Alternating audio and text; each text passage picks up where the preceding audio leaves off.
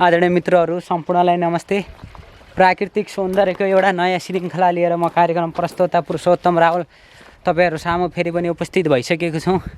आज म एकदमै रमणीय ठाउँ र धेरै पहिला एकदमै चर्चामा आएको ठाउँ लिङ्गेश्वर धाम जुन कञ्चनपुर जिल्लामा रहेको छ त्यो ठाउँमा आइपुगेको छु र म योभन्दा पहिला करिब 7 वर्ष पहिला यो ठाउँमा घुम्न आएको थिएँ।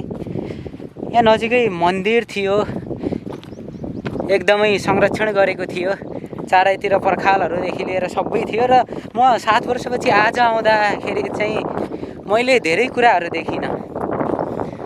अहिले चाहिँ यो तपाईहरुले देख्न सक्नुहुन्छ यो मेरो ब्याकग्राउन्डको जुन नदी आइरहेको छ यो चाहिँ खहरे खोला है। यो माथि चाहिँ चुरेबाट बग्ने गर्दछ र यो खोला यति धेरै वर्षेछ है, यति धेरै ठुलो आएछ, यो खोलामा बाढी नै आएछ। त्यो बाढीले गर्दाखेरि चाहिँ यो लिङ्गेश्वर धाम यो पुरै नै बगाएछ। जुन एउटा शिवको मन्दिर, शिवको मूर्तिहरू र शिवको लिङ्ग चाहिँ जुन यही ठाउँनिर हुने गर्दथ्यो, तपाईहरुलाई म देखाउने कोसिस गरिराखेको छु, हेर्न सक्नुहुन्छ।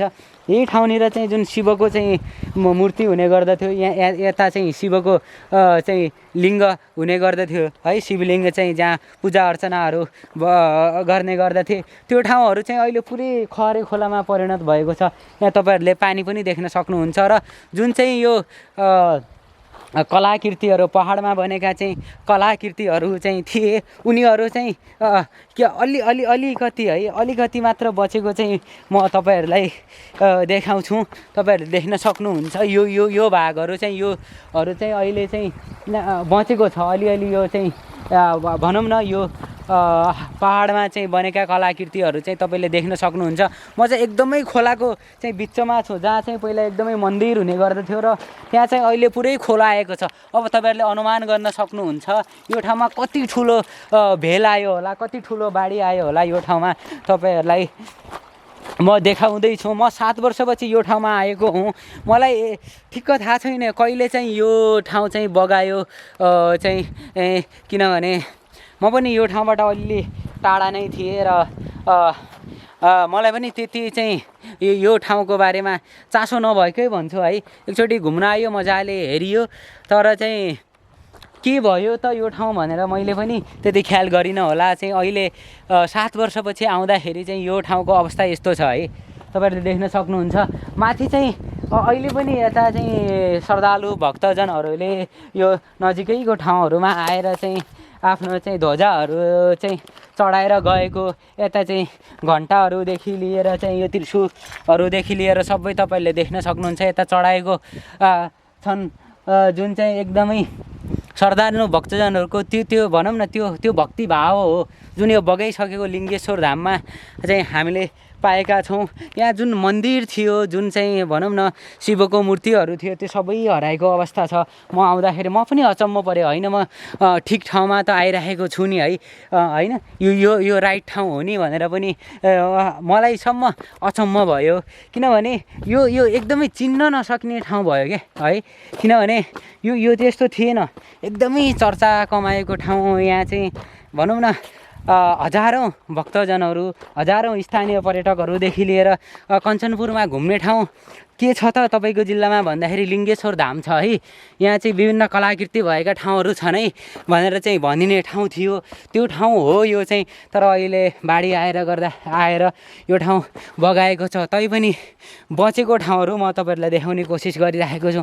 देख्न सक्नुहुन्छ यो पछाडिको चाहिँ यो दृश्यहरू है, यो चाहिँ माटोले बनेका है, यो प्रकृतिबाट नै प्रकृति निर्मित चाहिँ यो कलाकृतिहरू हो, देख्न सक्नुहुन्छ।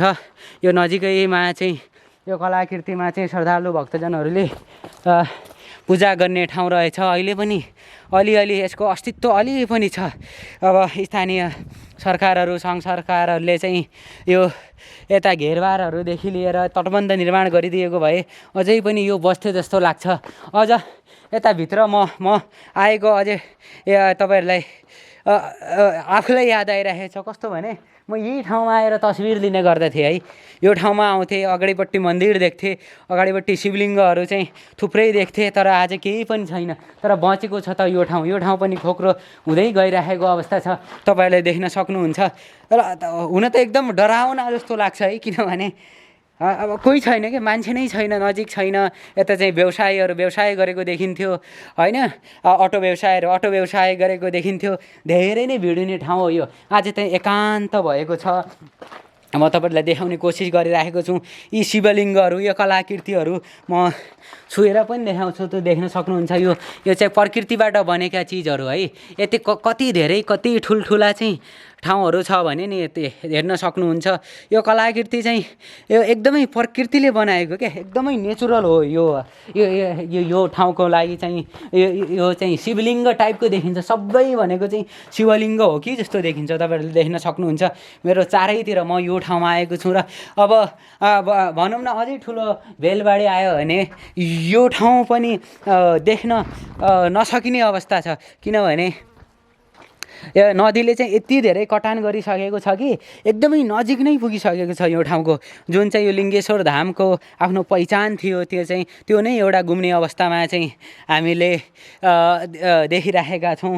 यो एकदमै रमाइलो ठाउँ, एकदमै धार्मिक रूपले पनि त्यति नै पपुलर ठाउँदेखि लिएर चाहिँ अन्य कुराहरूले पर्यटकीय हिसाबले चाहिँ एकदमै पपुलर ठाउँ र त्यसै गरी अन्य व्यवसायको लागि पनि एकदमै चर्चा कमाएको ठाउँ होइन। यहाँका स्थानीयहरूको लागि चाहिँ रोजीरोटीको विषय बनेको ठाउँ हो यो लिङ्गेश्वर धाम भनेको। तर चाहिँ अहिले एकदमै दर्दनाक यसको दुर्दशा देख्दाखेरि चाहिँ मेरो मन नै खिन्न भयो, किनभने म पनि 7 वर्षपछि आएर चाहिँ यो ठाउँ यो अवस्थामा देख्दाखेरि, यहाँ चाहिँ पर्यटकहरूको शून्यता देख्दाखेरि मेरो पनि मन खिन्न भएको छ। यो यति रमाइलो ठाउँ हो, यति सुन्दर ठाउँ हो, किनभने नजिकै योभन्दा ठुलो नदी बगिरहेको हुन्थ्यो। अहिले नदी पनि एकदमै सानो भएछ, नदी पनि सुकेछ है। अहिले त वैशाखको पहिलो हप्ता नै सुरु भएको छ। 2083 सालको तपाईँको वैशाखको बल्ल 4 गते भएको छ र अहिले नै खुला सुकिसकेको छ। अझै जेठको महिना असारको पहिलो हप्ता लाग्दाखेरि त लगभग पानी नै शून्य हुन्छ जस्तो लाग्छ यो ठाउँमा।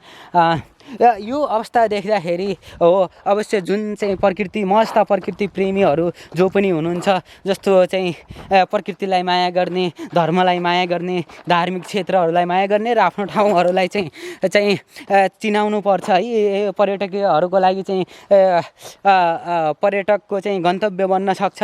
स्थानीय मान्छेहरूको लागि चाहिँ यो व्यवसाय चाहिँ आर्थिक आर्जन गर्ने चाहिँ ठाउँ बन्न सक्छ होइन। आर्थिक रूपले पनि टेवा पुग्छ भनेर जो मान्छेहरूले सोचिराख्नुहुन्छ, म जस्तै उहाँहरूको लागि चाहिँ यो दुःखद नै हो जस्तो लाग्छ।